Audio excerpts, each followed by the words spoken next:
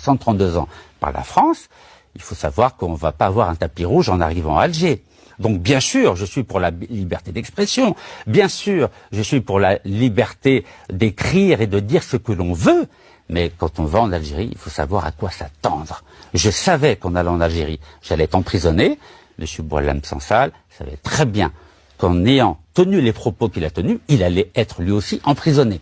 Ceci étant dit, M. Boualem Sansal n'a jamais été en prison. Il a été dans la section pénitentiaire de l'hôpital Moustapha Bacha, qui est le plus grand hôpital d'Alger, à Alger. Et c'est avec mon avocat, nous nous sommes rendus devant cet hôpital pour faire une déclaration publique pour dire que l'Algérie le traite très très bien. Mais le prive de sa liberté. Mais c'est normal, de la même façon que moi j'ai été privé de liberté, il n'y a pas... Et là aujourd'hui vous remettez pas ça en cause. Écoutez, quand j'étais emprisonné pendant 4 ans, je suis né en France, j'étais français pendant 40 ans. Aucun journaliste français n'a parlé de moi. Aucun homme politique français n'a parlé de moi. Aucun intellectuel français n'a parlé de moi. Et aucun juge français n'a parlé de moi. Quand je vois le tsunami de soutien dont bénéficie Boualem Sansal, j'ai des questions à me poser. Il vient d'être à peine français depuis 6 mois. Il a un soutien, mais massif mondial.